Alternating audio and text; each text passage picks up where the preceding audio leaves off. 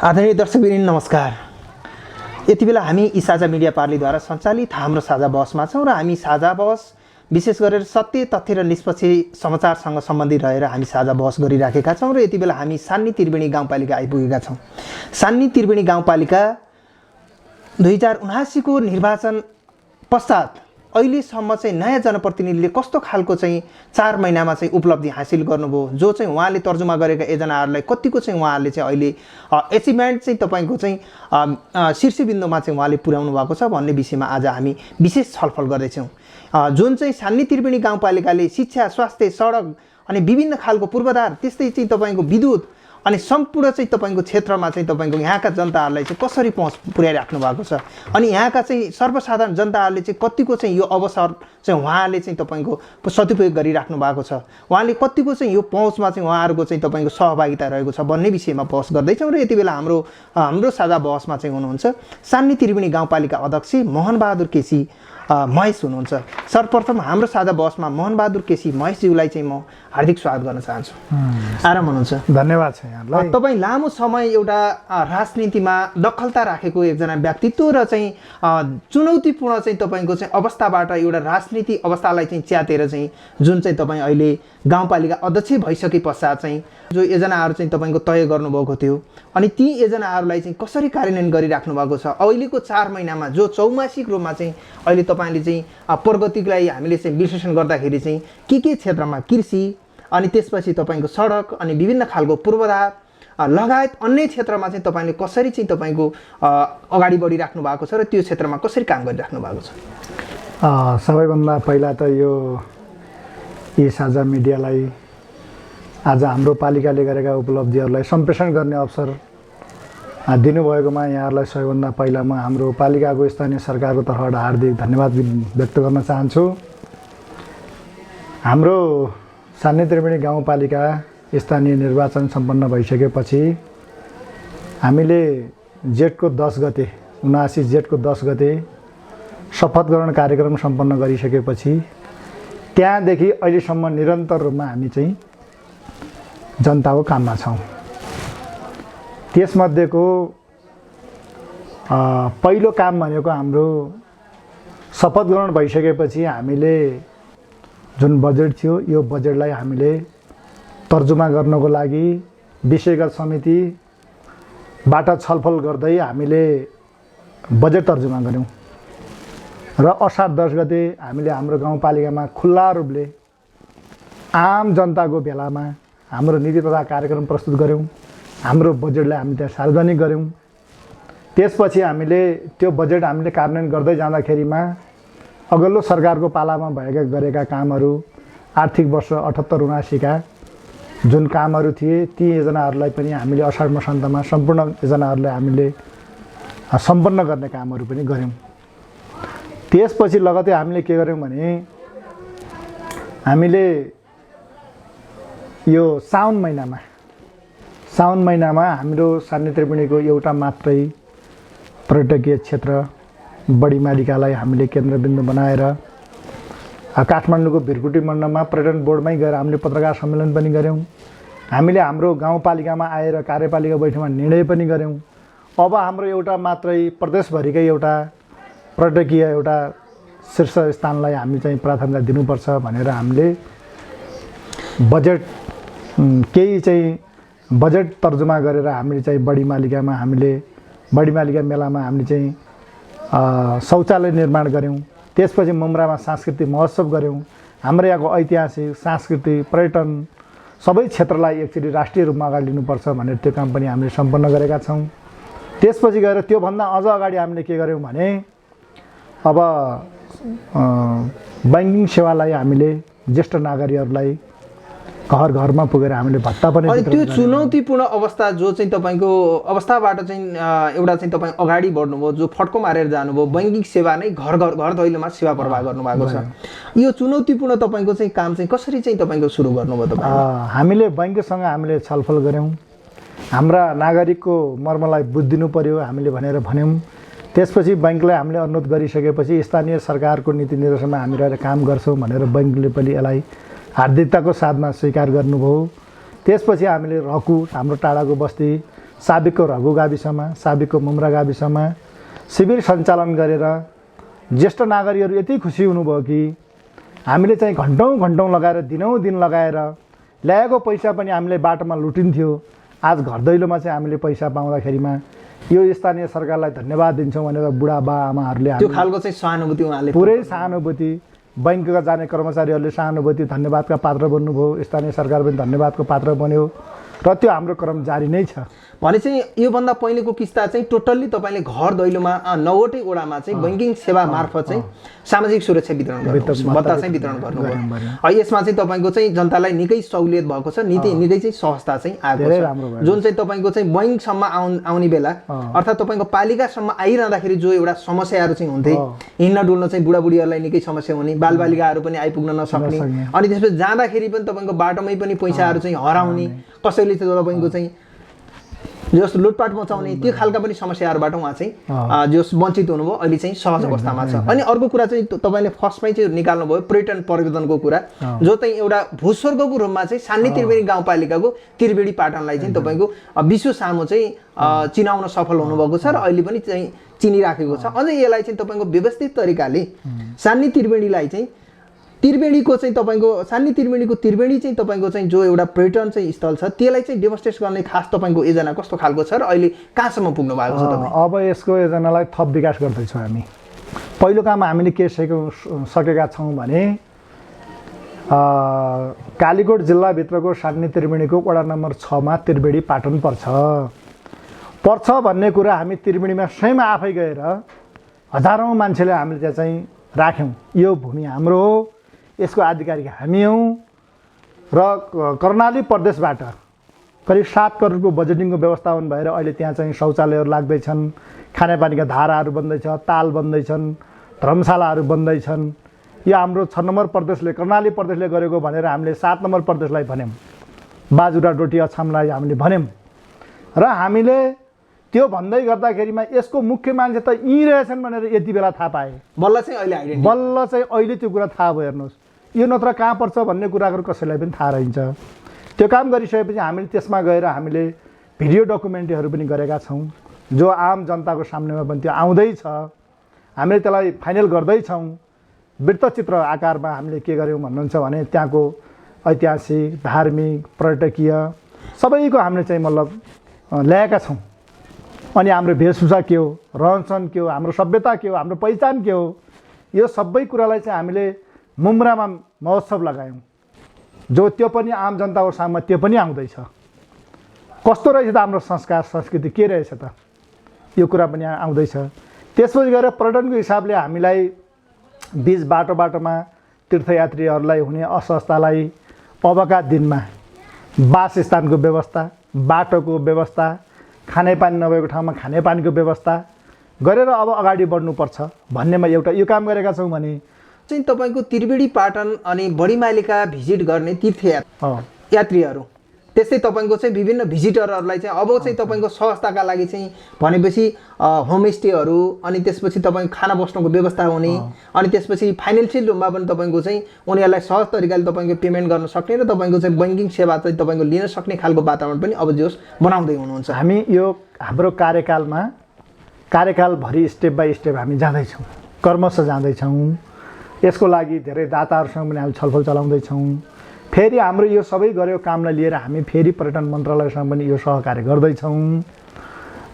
विभिन्न खालका चाहिँ दात्री निकायहरूसँग पनि त्यहाँ आइदिनुहोस्, हेरिदिनुहोस्, हिउँ परेको बेला जहाँ स्वर्गै छ त्यो विभिन्न खालका सुटिङ गर्ने मान्छेहरू पनि त्यहाँ हामी कहाँ अब आउँछन् भने अब अहिलेको वर्षायाममा जानुहोस्, साँच्चै हामी असोजको महिना गयौँ भने एउटा स्वर्गकै आनन्द आउनेछ। त्यसो भएको हुनाले यसलाई हामीले व्यवस्थित गर्नको लागि स्थानीय सरकार एकदम लागि परेको छ र यो प्रकृतिसँग सम्बन्धित हो भने अब यसको इतिहासको पाटो के हो, त्यसको लागि बढीमालिकामा जाने राजकोट नगरपालिकाका हामीसँग पुजारी हुनुहुन्छ, ब्राह्मण हुनुहुन्छ, पुजारीजी हुनुहुन्छ। उहाँसँग यसको इतिहास के हो भन्ने बारेमा हामी उहाँबाट केही ज्ञान लिन बाँकी छ र हामी त्यो ज्ञान लिँदैछौँ। लिपिबद्ध देखिँदैन अहिले, यसलाई हामी लिपिबद्ध गर्न खोज्दैछौँ। अब 14 कि 15 वर्ष यस्तै भयो भन्ने कुरा म अस्ति आफै बडीमालिकामा गएर मैले सुने, पुजारीहरूबाटै मैले सुने। 700 वर्ष भयो रे त्यहाँ धाम हुन थालेको, पूजापाठ हुन थालेको, तर त्रिवेणी पाटनमा शौचालय कसैले पनि बनाइदिएन। सान्नी त्रिवेणी गाउँपालिकाले अहिले बनाइदिएको खण्डमा यो सान्नी त्रिवेणी गाउँपालिकाको जय जयकार होस् भनेर सबै नागरिकहरूले पनि त्यस्तो खुसी व्यक्त गर्नुभएको थियो। त्यो पनि हामीले काम गरेका छौँ भने अब यसको धार्मिक कुरा के हो, यसको ऐतिहासिक सम्पदा के हो भन्ने सन्दर्भमा हामी त्यसको विज्ञसँग बोलाएर छलफल गरेर एउटा पुस्तक नै प्रकाशन गर्ने हामीले यो पनि हाम्रो योजनामा रहेको छ। अब यो सँगसँगै मैले अदज्यूलाई चाहिँ के कुरामा चाहिँ जोड्न खोजेँ भने जुन चाहिँ बडीमाइलीका देश विदेशका मान्छे पनि आउनुहुन्छ, जो चाहिँ इन्डियाबाट पनि उहाँ आउने क्रम छ, चाइनाबाट पनि आउनुहुन्छ, अनि नेपालका चाहिँ अधिकांश जिल्लाबाट चाहिँ भिजिट गर्नुहुन्छ। खासमा चाहिँ कुन हिसाबले चाहिँ तपाईँको बडीमाइलीका चाहिँ उहाँले भिजिट गरिराख्नु भएको छ? खास तथ्य के छ? बडीमाइलीका गयो भने के हुन्छ त आम नागरिकलाई? यो कुरालाई पनि हाम्रो टेलिभिजन देश विदेशमा चाहिँ हेरिराख्नु भएको छ, उहाँहरूलाई पनि यो सन्देश दिनु पर्यो। अब यसमा दुईटा कुरा छ, हेर्नुहोस् है, दुईटा कुरा के छ भन्नुहुन्छ भने विज्ञानसँग सम्बन्धित हुने, वैज्ञानिक कुरालाई सम्हाल्ने, अहिलेको प्रवृत्तिलाई सम्हाल्ने मान्छेहरूको दृष्टिकोणको बुझाइमा के छ भने यो प्राकृतिक सम्पदा हो, ऐतिहासिक सम्पदा हो, स्वर्ग नै हो।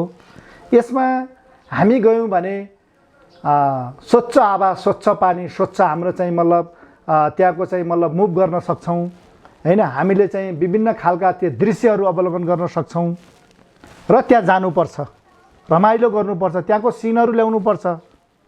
हिउँ परेको बेला होस्, चाहे कुहिरो लागेको बेला होस्, चाहे वर्षा भएको बेला होस्, यो गर्नुपर्छ भनेर एउटा मान्छेहरूको बुझाइ यो छ। दोस्रो बुझाइ के छ भने ऐतिहासिक धार्मिक कुरा पनि छ त्यहाँ। अब देवी मध्येकी सबैभन्दा जेठी बहिनी बडीमालिकामा बसेको रेको कुरा छ है, बस्नु भएको रे। अनि त्यहाँ पुगिसकेपछि जे मनमा सोचेर त्यहाँ गइयो त्यो फल प्राप्त हुन्छ भने बडीमालिकामा जाने आम चाहिँ तपाईँको नागरिकहरू र तीर्थयात्रीहरू चाहिँ तपाईँको मनको कल्पना जो सोच्नु भएको छ त्यो चाहिँ पुरा हुन्छ, धार्मिक तथ्य छ, धार्मिक तथ्य छ, त्यो चाहिँ छ। त्यसको लागि हामीले यति बेला पनि हेऱ्यौँ, धरानबाट मान्छेहरू आएका पनि त्यहाँ भेटिनुभयो, काठमाडौँबाट आएका भेटिनुभयो, इन्डियाबाट आएका मान्छेहरू पनि हामीले भेट्यौँ, धनगढी कैलाली, अब सबै ठाउँबाटका बुढाबुढीहरूलाई पनि हामी बुझ्यौँ, उहाँहरूबाट पनि सोध्यौँ हामीले तपाईँ किन आउनु भएको भने हामी सोध्दा उहाँले भन्नुभयो यो बडीमालिका माईले हैन हामीलाई जे हामीले सोचेका छौँ त्यो पुरा गरिन्छ भन्ने सत्यता थियो, त्यही भएर हामी त्यही मनोकांक्षा लिएर आएका छौँ भन्ने उहाँको त्यस्तो चाहिँ सद्भाव थियो हामी कहाँ, त्यस्तो चाहिँ थियो। त्यही भएर हामीले यसलाई अब धार्मिक रूपले त्यो विश्वास पैदा भएका मान्छेलाई पनि मन सन्तोष हुँदो रहेछ त्यो त्रिवेणी धाममा। अर्को कुरा त्यहाँ के रहेछ भन्नुहुन्छ भने सन्तोषजनक नभए त देश विदेशबाट त मान्छे आउनुहुन्थ्यो होला, केही पुरा भएको पनि हुँदो होला।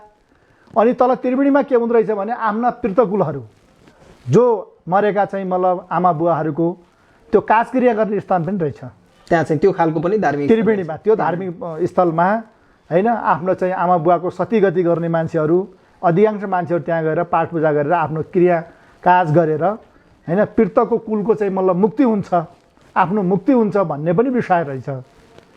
त्यो पनि हामीले चाहिँ यति बेला त्यहाँ चाहिँ देख्यौँ। अनि अर्को कुरा त्यहाँ के हुने रहेछ भन्नुहुन्छ भने चन्द्रनाथ र भैरवनाथ भन्ने हुँदो रहेछ। भैरवनाथ गोरखनाथ चाहिँ तपाईँको डोटी जिल्ला बाटोको पल्टन आउने, चन्द्रनाथ हाम्रो जुम्ला, हाम्रो कालीकोट पनि जुम्ला हुँदा चन्द्रनाथ भाइ कान्छा, गुरु गोरखनाथ जेठा। अनि त्यो त्रिवेणी धाममा हामी चाहिँ पुगिसकेपछि गोरखनाथको र चन्द्रनाथको अनि दुईटा भाइहरूको त्यहाँ चाहिँ मिलनबिन्दु हुने, हार्दिकता प्रकट गर्ने धार्मिक संस्कार त्यो रहेछ। मैले अहिले चाहिँ त्यो अनुभूति गर्न पाएँ र सबै स्थानीय सरकारको तर्फबाट मैले त्यहाँ प्रतिनिधित्व पनि गरेको थिएँ। अनि त्यहाँ चाहिँ गजुर स्नान पनि हुँदो रहेछ, रमाइलो जात्रा पनि हुने रहेछ। अनि डोटीको पल्टन, जुम्लाको पल्टन, हामीलाई जुम्ला भन्ने रहेछन्, डोटी जुम्लाका पल्टनहरू टाँगाहरू त्यो ठुलो ल्याउने, त्यस्तो दृश्य पनि यति रमाइलो दृश्य हुने रहेछ। त्यसपछि त्यहाँको मूर्तिहरू अनि टाँगाहरू तानातान गर्ने खालको पनि चाहिँ त्यो रमाइलो थियो। तर अहिले हामीले चाहिँ हार्दिकताको साथमा, सद्भाव साथमा धेरै तानातान गरेर अर्थ हुँदैन, यसलाई सहज रूपमा लिनुपर्छ भनेर अहिले सहज रूपमै त्यो चाहिँ समाधान गऱ्यौँ। पहिला त अलि लडाइँ पनि हुन्थ्यो अरे, जहाँ गजुर लियो त्यहाँ फलिफाप हुन्छ भन्ने साथ तानातान हुँदो रहेछ। अहिले सामान्य त भएको थियो तर त्यस्तो खालको हिंसात्मक केही पनि भएन। एकदम सौहार्दपूर्ण वातावरणमा हामी चाहिँ सम्पन्न गरेर फर्क्यौँ। अनि चाहिँ यो चाहिँ जुन चाहिँ एउटा धार्मिक हिसाबले चाहिँ सोचेको सोच पुरा हुने स्थल तपाईँको चाहिँ के भन्छ बढीमालिकासँगै तपाईँ एउटा स्वर्गको चाहिँ तपाईँ एउटा टुक्राको हिसाबले भूस्वर्गको हिसाबमा पहिचान दिने तपाईँको त्रिवेणी, त्यो सँगसँगै चाहिँ तपाईँको जोडिएको सबैभन्दा तपाईँको छोटो वेको हिसाबले चाहिँ तपाईँको सान्नी त्रिवेणी गाउँपालिका मार्फत जाने चाहिँ तपाईँको मुम्राको बाटो। अब यो बाटोलाई चाहिँ अब व्यवस्थित गरेर जानको लागि खास स्पेसियली योजना के छ? अब यसको बारेमा पर्यटकीय पदमार्ग एउटा हुन्छ, एउटा पर्यटकीय सडक नै हुन्छ।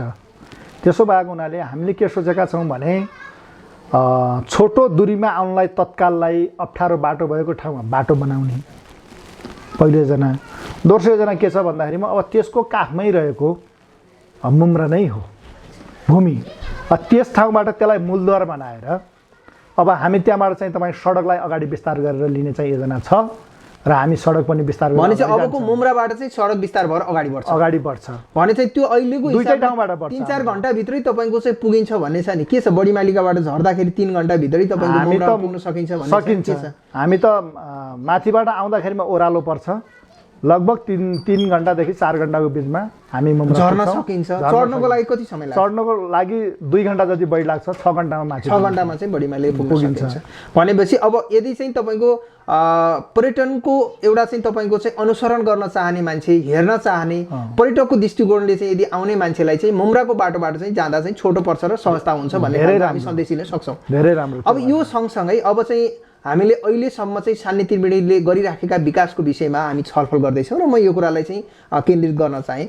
अहिले सडक पूर्वाधारको हिसाबले सान्नी त्रिवेणीमा चाहिँ अहिलेको 4 महिनामा के छ योजना तर्जुमा प्लस चाहिँ अहिलेसम्मको प्रगतिको अवस्था के छ नि? अब यसमा हाम्रो के छ भन्नुहुन्छ भने प्रथम गाउँसभाले विनियोजन गरेका योजनाहरू मध्येको एउटा रघुदेखि मुम्राको सडक छ। यो उपभोक्ता समिति गठन गरेर सम्झौता गरेर अब लगत्तै हामी चाहिँ दसैँ अघि या पछिबाट हामी काम थालनी गर्छौँ, सुरु गर्छौँ अगाडि। पहिलो प्राथमिकता अहिले हाम्रो यो रोडलाई नै छ। अनि पालिका मुगामसम्मको जो रोड छ त्यसलाई पहिलो प्राथमिकता चाहिँ राख्नु भएको छ, रघुदेखि मुम्रा जोड्ने, रघुदेखि पालिका, पालिकाबाट मुम्रा। भने यो साबिकको सान्नीघाटबाट माथि चढ्ने रोडको अवस्था के हुन्छ? यसलाई स्तर उन्नतिमा हामी लिन खोजिरहेका छौँ। स्तर उन्नतिमा नलिकन यो रोड सम्भव छैन। त्यसकारणले अब बेला बेलाको बाढी पहिरो का कारणले गर्दाखेरि बेला बेला अवरोध हुने, हामीले पनि दुःख पाइराख्नुपर्ने, जनसमुदायले पनि दुःख पाइराख्नुपर्ने अवस्था छ। यसलाई स्तर वृद्धिको लागि हामीले बजेटको हामी चाहिँ माग गर्दैछौँ। बजेट व्यवस्थापन गरियो भने हामी चाहिँ यसलाई चाहिँ अगाडि बढाउँछौँ, यो बाटोलाई पनि बढाउँछौँ हामी। अनि यो सँगसँगै शिक्षाको कुरा छ, तपाईँले शैक्षिक अभियान पनि थालनी गर्नुभएको थियो। हरेक विद्यालयमा हरेक विद्यालयको अवस्था के छ? अनि त्यसपछि प्रत्यक्ष रूपमा तपाईँको चाहिँ त्यहाँको अभिभावक, अनि त्यहाँको चाहिँ तपाईँको अभिभावक सङ्घ, अनि शिक्षक के भन्छ अभिभावक सङ्घ, अनि विवेश लगायत तपाईँको शिक्षकहरूसँग अन्तर्क्रिया गर्दै उहाँहरूको प्रगति समीक्षा गर्दै सबै विद्यालयमा चाहिँ पुगेको सन्देशहरू चाहिँ हामी पाउँथ्यौँ र विभिन्न समाचारहरूले विभिन्न अनलाइनहरूले पनि त्यो छापेको देखिन्छ। यो अवस्थामा अहिले शैक्षिक सुधारका लागि खास तपाईँको चाहिँ गतिशील चाहिँ तपाईँको कामहरू के हो र कस्तो खालको योजना चाहिँ तपाईँको तय गरेर अगाडि बढ्नु भएको छ? अब यसमा साउनको 26, 27 र 28 गतेको मुम्राको महोत्सव सकेको भोलिमल्ट 29 गतेबाटै यो अभियान चाहिँ हामीले थालनी गऱ्यौँ। यसमा सबै वडाका वडाध्यक्षज्यूहरू, शिक्षा अनुगमन समितिका सदस्यज्यूहरू संयुक्त रूपमा हामीले चाहिँ अनुगमन गऱ्यौँ। शिक्षा विद्यालयमा हामी गयौँ, स्वास्थ्यमा हामी पुग्यौँ र प्रत्येक वडा कार्यालयमा पनि पुग्यौँ। तिनटै कुराको स्तरगत अनुगमन र निरीक्षण गरेर हामी आइपुगेका छौँ। त्यो एउटा स्कुलिङ नै भएको छ, एउटा पाठशाला नै भएको छ। धेरै कुराको अनुभव गर्न पाइयो। छोटो समय नभइदिएको भए हामी अगाडि अनुगमन गरेर पछाडि बजेट ल्याउने अवस्था हुन्थ्यो। लगत्तै चुनाव जितेर आयौँ, चुनाव सम्पन्न भइसकेपछि लगत्तै बजेट ल्याउनु पर्ने अवस्था भयो र अहिले अनुगमन गर्दै जाँदाखेरिमा के भयो भने शिक्षा र स्वास्थ्य क्षेत्रमा वास्तविक समस्या कहाँ रहेछ, के रहेछ, कुन विद्यालय उन्नति र प्रगतिमा छ, कुन विद्यालयमा समस्या के छ भनेर सबै कुराको पहिचान गरेका छौँ। हामीले स्वास्थ्य क्षेत्रमा पनि गरेका छौँ, शिक्षा क्षेत्रमा पनि गरेका छौँ। अब यसको अनुगमनको प्रतिफल हामी दिँदैछौँ। अब त्यसमा धेरै विद्यालयहरू पुरस्कृत हुनेवाला पनि छन्। धेरै विद्यालयहरूमा केही फेरि थप हामीले जोड दिनुपर्ने छ। स्वास्थ्यको क्षेत्रमा पनि अब कैयौँ ठाउँमा तपाईँको स्वास्थ्य सेवा सही ढङ्गले सुचारू भएको पनि पाइएको छ, केही ठाउँमा अपुग्दा कुराहरू पनि छन्, त्यसलाई पूर्णता गर्नतर्फ हामी लागेकै छौँ। त्यसो भएर यो 3 महिनाभरि एक दिन विश्राम नगरिकन डे टु डे प्लान बनाएर हामी चाहिँ जनताको काममा छु र मैले त्यसको नेतृत्व गरिराखेको छु। वडाज्यू सबै वडाको वडाज्यू पनि जानुभयो, हेर्नुभयो। मैले त्यो किन गरेको हो भन्दा सबै वडाज्यूहरूले हेर्नुभयो भने त मैले त धेरै गिरेगारी गर्नु परिराख्नु परेन। रकूको त्यसको ओनरसिप उहाँले नै उहाँले पनि लिनुहुन्छ। कार्यपालिकाको बैठकमा मेरै वडामा चाहियो भनेर दाबी गर्नु त उहाँले पनि पाउनुहुन्न। त्यसो भएर रकूको समस्या छ भने मुम्राको वडाज्यूले भन्नुहुन्छ नि, ल त्यो विद्यालयमा यो समस्या अनिवार्य गर्नुपर्छ, उहाँले पनि बोल्नुहुन्छ। अनि रकूको वडा अध्यक्ष चाहिँ मुम्रामा स्वास्थ्यमा यो समस्या त्यहाँ गर्नुपर्छ, उहाँले पनि भन्नुहुन्छ। त्यही भएर हामीले एउटा राम्रो टिम बनाएर कार्यपालिकाका सदस्यहरूदेखि लिएर सबैको टिम चाहिँ हामी गएर प्रत्यक्ष स्थलगत हामीले अनुगमन गऱ्यौँ, निरीक्षण गऱ्यौँ। भौतिक संरचना कहाँ बनाउनु पर्ने, दक्ष म्यान पावरको थप कहाँ गर्नुपर्ने, शैक्षिक सामग्रीहरू कहाँ अपाक, स्वास्थ्यको सन्दर्भमा के छ, सबै कुराको डिटेल हामीले रिपोर्ट ल्याएका छौँ होइन। त्यो रिपोर्टलाई हामीले कार्यपालिकाबाट एउटा निर्णय गरेर हामी चाहिँ अगाडि बढ्छौँ। अब फाइनल्ली अब शिक्षा क्षेत्रमा के कुराको अभाव भइसक्यो, कसरी जानुहुन्छ अब कसरी योजना तर्जुमा गरेर जानुहुन्छ? शिक्षा क्षेत्रको सन्दर्भमा मुख्य समस्या के देखियो भने पहुँच र पावरको आधारमा विकास भएको, तथ्य चाहिँ मतलब वास्तविक नभइ नहुने ठाउँमा नभएको, यो पनि मैले चाहिँ अनुभव गरेँ। त्यसो भए त यो दुनियाँको पावरको मात्रै त रहेछ। अब मैले त्यो गर्नुहुन्न। अब के गर्नु भने वास्तविक पीडित कहाँ हो त्यसलाई पहिलो प्राथमिकता दिनुपर्छ भनेर मैले नोट गरिसकेको छु। जहाँ दलित बस्ती छ, जहाँ चाहिँ अल्पसङ्ख्यक मान्छेहरू बसेका छन्, जो मान्छे पालिकामा आएर कुनै कुरा गर्न सक्दैनन्, आफ्नो सो गर्न सक्दैनन्, जो जनताहरू गाउँमै बसेका हुन्छन्, वडा अध्यक्षज्यूको पनि ध्यान चाहिँ त्यहाँ नपुग्ने त्यस्तो ठाउँ रहेछ भने त्यसलाई अब हामीले के गर्ने देखिन्छ भने पहिलो प्राथमिकता त्यहाँ दिन्छौँ विकास निर्माणको हकमा। क्षेत्रमा अब हामीले 0 दरबन्दी भएको ठाउँमा दरबन्दीको सिर्जना गर्ने, त्यसपछि गएर गाउँपालिकाको अनुदानबाट सेवा दिने शिक्षक पनि पीडित नै देखेँ मैले। त्यहाँ विभेद भयो भने चाहिँ जुन चाहिँ पालिका अनुदान छ एउटा पार्टमा, अर्को पार्टमा चाहिँ के छ भने खाजाबाट चाहिँ तपाईँको पालिने शिक्षक हुनुहुन्छ, एउटा ऱ्याङ्किङमा हुनुहुन्छ।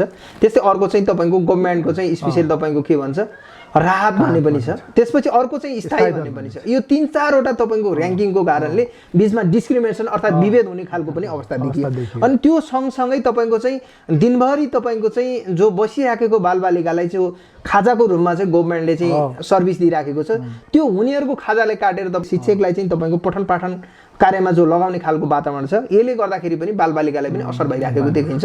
एउटा न्युट्रिसनको हिसाबले पनि उहाँहरूलाई निकै समस्या भइराखेको छ भने अब यी सबै कुरालाई समाधान गर्नको लागि अब फरक तरिकाले जानुहुन्छ। अब हामी फरक गर्छौँ। फरक के गर्छौँ भने अब चाहिँ हामी चाहिँ तपाईँको हामीले चाहिँ स्थानीय सरकारले के गर्छ भने बजेटको व्यवस्थापन गरेर धेरै विभेद स्थायी सरकारको जस्तै सोसरोमा त अहिले हामी पुग्न नसकौँला, तल 100% हामी तलबको पनि वृद्धि गर्ने। तलबको वृद्धि गरिसकेपछि खाजाको रकम खुवाएर जो खालको शिक्षा राख्नुपर्ने छ त्यसको पनि हामी अन्त्य गर्छौँ। भने चाहिँ अब सान्नी त्रिवेणीको तपाईँको चाहिँ अहिलेको जति विद्यालय छन् अब खाजाको रकमबाट चाहिँ शिक्षक पाल्नुपर्ने अवस्था अब पाल्नुपर्ने, यसको हामी अन्त्य गरेर तपाईँको फरक तरिकाले हामी चाहिँ नयाँ ढङ्गले जान्छौँ। अनि अर्को कुरा हामी के गर्दैछौँ भने तपाईँको भौगोलिक विकटताको ठाउँमा केही विद्यालयहरूमा अनुमति पनि दिनुपर्ने देखिएको छ। त्यसको पनि हामी चाहिँ टिप्पणी उठाएर ल्याएका छौँ। जहाँका साना साना बालबालिकाहरू यत्रो दूरीमा यहाँ आउनुपर्ने अवस्था हुन्छ, त्यो ठाउँमा पनि चाहिँ तपाईँको अनुमति दिएर अनुमति सँगसँगै त्यसमा बजेट पनि पठाएर शिक्षकहरूको व्यवस्थापन पनि गरेर त्यहाँको चाहिँ पठन पाठनलाई पनि हामी चाहिँ व्यवस्थित गरेर अगाडि बढाउँछौँ। शिक्षा क्षेत्रको कुरा चाहिँ हामीले यसो लिन खोजिरहेका छौँ। अब विभेदकारी कर्मचारीको बिचमा तलबको चाहिँ मतलब विभेद हुने कुराको हामी चाहिँ मतलब अन्त्य गर्छौँ। समानता हामी चाहिँ गर्छौँ। अब 100% हामी समानतामा जान्छौँ। त्यसमा ECDका शिक्षिकाहरू हुनुहुँदो रहेछ, कार्यालय सहयोगी हुनुहुँदो रहेछ, गाउँपालिकाको अनुदानबाट जाने सरहरू हुनुहुँदो रहेछ। उहाँहरू बिचराहरू एकदम मर्कामा हुनुहुन्छ, पीडितमा हुनुहुन्छ। उहाँलाई हामीले के गर्दैछौँ भन्नुहुन्छ। त्यसको सँगसँगै हामी चाहिँ पोसाक भत्ता पनि दिनुपर्छ। अब पहिचान सहित अब चाहिँ पहिचान सहितको तपाईँको शिक्षकहरूलाई पोसाक भत्ता पनि हामी हाल्छौँ। अब पोसाक भत्ता पनि दिन्छौँ र विद्यालयमा गइसके उहाँ सर हुनुहुन्छ रहेछ भन्ने पहिचान पनि हामीले चाहियो। विद्यार्थीको ड्रेस पनि अनिवार्य हामीले भनेकै छौँ। र अहिले त हामीले के भनेका छौँ, प्रत्येक विद्यार्थीले झोला बोकेर अब आउनुपर्छ। हातमा किताब समातेर जाने चलन रहेछ यहाँभन्दा अगाडिको। मैले अहिले के निर्देशन गरेको छु भने सबै विद्यालयहरूलाई, सबै विद्यालयको विद्यार्थीले चाहिँ झोला बोकेर आउनुपर्छ, अनिवार्य आउनुपर्छ भन्ने चाहिँ त्यो पनि कुराहरू गरेका छौँ। त्यस्तै गरेर हामीले अब यो सँगसँगै अब शिक्षाको चाहिँ अत्यन्तै एउटा फलदायक रूपमा चाहिँ जो काम चाहिँ भइराखेको छ र सानी त्रिवेणी गाउँपालिका तपाईँको आफ्नै नेतृत्वमा, अब यो सँगसँगै शिक्षा सँगसँगै जो स्वास्थ्यको कुरा छ, विद्यालयमा पनि तपाईँको हाइजेनिक म्यानेजमेन्ट गर्नको लागि जो चाहिँ तपाईँको मेन्सुरेन्ट हाइजेनिक म्यानेजमेन्ट महिनावारी स्वच्छताका चाहिँ तपाईँको क्रियाकलापलाई व्यवस्थित गर्नको लागि अहिले एउटा चाहिँ तपाईँ स्मार्ट कार्ड सहितको चाहिँ भेन्डिङ मेसिनहरू पनि तपाईँले दिइराख्नु भएको छ। त्यस्तै अरू तपाईँको आमूल स्वास्थ्य चाहिँ तपाईँको सम्वर्धनका लागि यहाँको आम नागरिकहरूलाई स्वास्थ्य चाहिँ तपाईँको व्यवस्थापनका लागि कस्तो खालको चाहिँ रणनीति तय गर्नुभएको छ र अहिले चाहिँ तपाईँ के कुरामा तपाईँको प्रगति भइराखेको छ? अब स्वास्थ्य क्षेत्रमा पनि हामीले अनुगमनको पाटोलाई राम्रोसँग निहालेका छौँ, हेरेका छौँ। दक्ष जनशक्ति कहाँ छ, कहाँ छैन, उपकरणहरू कहाँ छ, छैन, प्रविधिहरू कहाँ छ, छैन, यसको सबै हामीले हिसाब किताब पनि मागेका छौँ, आफै पनि हेरेका छौँ। र यसलाई हामीले के गर्न खोजिरहेका छौँ भने अब यो शाखाको चाहिँ मतलब प्रमुखहरूसँगको सबै चाहिँ मतलब खाका तयारी भइसकेपछि हामीलाई चाहिने बजेट कति हो, हामीले आवश्यकता कति हो। अब खालि चाहिँ अस्पताल भनेको छ, औषधि छैन, औषधि टन्नै छ, म्यान पावर छैन। यो दुइटैले ब्यालेन्स मिलाएर चाहिँ हामी अगाडि बढेर अब शिक्षा क्षेत्रमा पनि विशिष्ट केसहरू बाहेक अब नयाँ डाक्टर हामी अर्को पनि ल्याउँदैछौँ। यहाँ नयाँ स्वास्थ्यको भवन पनि अब हाम्रो बन्दैछ। लगभग अब टेन्डर आह्वान भएर अब चाहिँ हामी चाहिँ अगाडि बढाउँदैछौँ। यहाँको स्वास्थ्यले एकदम व्यवस्थित गर्न हामीले खोजिरहेका छौँ। त्यही भएर स्वास्थ्य क्षेत्रलाई पनि हामीले संवेदनशील ढङ्गले लिएका छौँ। र अघि मैले छुटाएको विषयवस्तु मैले के सोचेको छु भने यत्रो जनसङ्ख्या विद्यालयमा भइरहेको बेला सकिएछ भने प्रत्येक विद्यालयमा एउटा स्वास्थ्यकर्मी खटाउन सकिन्छ कि जहाँ कि विद्यार्थीहरूलाई त्यही सेवा होस्, जहाँ औषधि पठाएर पहिलो प्राथमिक उपचारहरू विद्यार्थीहरूको लागि त्यही भित्रैबाट होस्, गर्न सकिन्छ कि भन्ने म गिरेगारेमा छु। भने चाहिँ कम्तीमा पनि अब एउटा फर्स्ट एडको व्यवस्था गरेर तपाईँको हरेक विद्यालयमा तपाईँको स्वास्थ्य सेवामा पहुँचै पुग्छ। अब त्यो तरिकाले चाहिँ तपाईँ अगाडि बढ्नु भन्ने छ।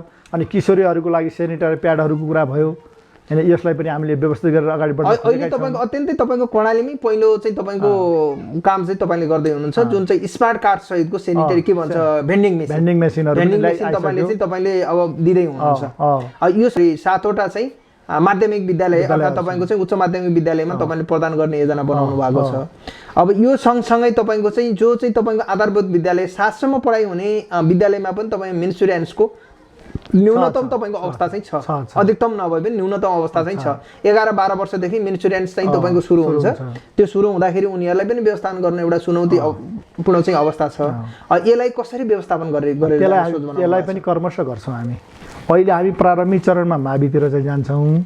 त्यसपछि गएर तपाईँको हामी चाहिँ अब आधारभूत तहहरूमा पनि यसबाट चाहिँ मतलब यसको चाहिँ परिणाम सही ढङ्गको आइसकेपछि हामी कर्मशः आधारभूत सबै विद्यालयहरूमा पनि यसलाई लागू गर्छौँ। हामी त्यसरी चाहिँ जान्छौँ। अब अनि यो सँगसँगै अब जुन चाहिँ हामी सडक र स्वास्थ्य अनि शिक्षा विषयमा हामीले जो बहस गऱ्यौँ, यो अत्यन्तै तपाईँको चाहिँ अहिलेसम्म भएको प्रगति प्लस चाहिँ तपाईँको आगामी योजनाको विषय हामी छलफल गर्दै गर्दा अब चाहिँ तपाईँको विद्युत विस्तारका कुराहरू छन्। जुन चाहिँ पत्मारा विद्युत चाहिँ तपाईँको चाहिँ आयोजना छ, यो आयोजना चाहिँ अहिलेसम्म बन्द अवस्थामा छ र यसलाई चाहिँ तपाईँको सुचारू गर्नका लागि खास चाहिँ तपाईँको कस्तो खालको योजना तय गरिराख्नु भएको छ? यसको लागि म चाहिँ काठमाडौँ पुगेर के अरे ऊर्जा मन्त्रीज्यूसँग म आफै बसेर त्यहाँको चाहिँ मतलब कार्यकारी निर्देशकसँग पनि बसेर छलफल गरेर त्यो आदेश भइसकेको छ। आदेश के भएको छ भने इन्जिनियरिङको टोली आएर मुहानमा जो खालको समस्या छ त्यो कति लागत इस्टिमेट हुँदो रहेछ त्यो क्लियर गरेर ल्याउने। अहिले वर्षाको कारणले गर्दाखेरिमा त्यहाँ जान सकिएन, त्यसको भित्री भाग हेर्नलाई कठिनाइ भएको छ, त्यही भएर ढिलो सुस्ती भएको छ। अब पानी घटेर आउने बित्तिकै टोली आउँछ, टोली आएर त्यसको चाहिँ डिपिआर सबै भयो भने लगतै हामी के गर्दैछौँ भन्नुहुन्छ, यो बिजुलीलाई अब राष्ट्रिय प्रसारण लाइन त हामीसँग छ तर यो निरन्तरता भएन। त्यसैले स्थानीय स्तरको छोटो दूरीको बिजुलीलाई हामीले चाहिँ अगाडि ल्याउनुपर्छ। पछि राष्ट्रिय प्रसारण लाइनमा आयो भने हामी त्यो राष्ट्रिय प्रसारण लाइनमा जोडेर हामी चाहिँ पालिकाको सन्दर्भमा हामी के गर्छौँ भने महसुल लिने पनि गर्न सक्छौँ। त्यही भएर यो बिजुलीलाई एकदम बनाउने पहिलो प्राथमिकता मेरो रहेको छ र फेरि पनि मैले कोर्डिनेसन गरेको छु। अब यो पानी घट्ने बित्तिकै टोली आउँछ, आइसकेपछि यसको चाहिँ डिपिआर भएर माथिको लागत कति हो दामलाई चाहिने यो के अरे ऊर्जा मन्त्रीज्यूबाट आदेश भएको छ कि तुरुन्त गएर त्यो चाहिँ बिजुली बनाउने भन्ने कुरा भइसकेको छ र हाम्रो यो बिजुली बन्छ। अनि अन्तिम चरणमा चाहिँ हामी आइपुगेका छौँ। यो सन्दर्भमा मुम्रावासीले अब आफ्नै पालिकाको मुकामबाट चाहिँ सडकको पहुँच पुगेर गाडीबाट चाहिँ तपाईँ कहिले यात्रा गर्न पाउँछन्? अब हामी दसैँसम्म गर्न सक्छौँ कि भन्ने टार्गेटमै छौँ। सायद दसैँसम्म मुम्राको समुदाय मेहेलमुडीमा गाडी चढेर आउँछ र गाडी मेहेलमुडीको समुदायले पनि चढेर मुम्रा जान्छ भन्ने हामीलाई लागेको छ र हामी त्यो एकदम सुरुवातमा हामी गइसकेका छौँ। भने आउने दसैँमा यो दसैँमा नै उहाँले चढ्न सक्नुहुन्छ त? यो होइन, यही दसैँसम्म प्रयास गर्दैछौँ हामी। त्यो टार्गेट छ तपाईँ? एकदम टार्गेट छ। यसको लागि अब मुम्रामा त्यो चाहिँ मर्मत गर्नको लागि त्यहाँ अब हामी लगतै सुरु गर्दैछौँ। यो काभ्री खोलाको भिरमा अलिकति लगभग 50 मिटरले मात्रै हामी अड्केका छौँ। त्यसलाई अगाडि बढाउने बित्तिकै हामी चाहिँ के हुन्छ भने यही दसैँसम्म पनि हामीले पुर्याउने टार्गेट छ। ढिलोको चाहिँ तपाईँको 2-3 महिनाभित्रै हामी चाहिँ मुम्रा र मेहेलमुडीको आवजात हुन्छ र रकुलाई र मुम्रालाई जोड्नको लागि पनि अहिले लुइँडाँडाबाट करिब 70-80 लाख रुपियाँ बजेटिङ गरेर लुइँडाँडाको डाँडासम्म हामीले डोजर यति बेला लिइसक्यौँ। गाडी त्यहाँ गइसक्यो लुइँडाँडाको डाँडामा। अब त्यहाँबाट हामी चाहिँ अगाडि बढाउनको लागि अहिले लुइँडाँडा हामीले क्रस गराउनुपर्छ भन्नेमा छौँ। त्यसपछि थप बजेटको हामी चाहिँ पहलमा छौँ र अब जति सकिन्छ त्यति चाँडो रकु मुम्रा पनि हामी जोड्ने प्रयास के अरे मुम्रा र मेहेलमुडी रकु यो तिनटैलाई जोड्नको लागि चाहिँ हामी अगाडि बढ्ने कोसिस गरिरहेका छौँ।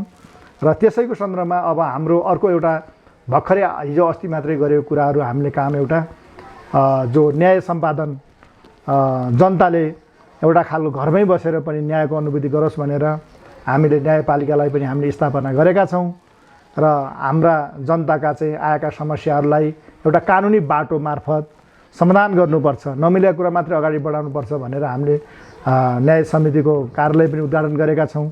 मेलमिलापकर्तालाई तालिम पनि दिएका छौँ। करिब बसको अन्तिमतिर आइपुगेका छौँ र सान्ने त्रिवेणीवासीलाई अन्तिममा चाहिँ अहिलेको 4 महिनाको प्रगति प्लस चाहिँ तपाईँको आगामी योजनाको विषयमा के भन्न चाहनुहुन्छ? म सान्ने त्रिवेणीवासी सबै जनसमुदायलाई के भन्न चाहन्छु भने हामी एक दिनमा पनि आराममा छैनौँ।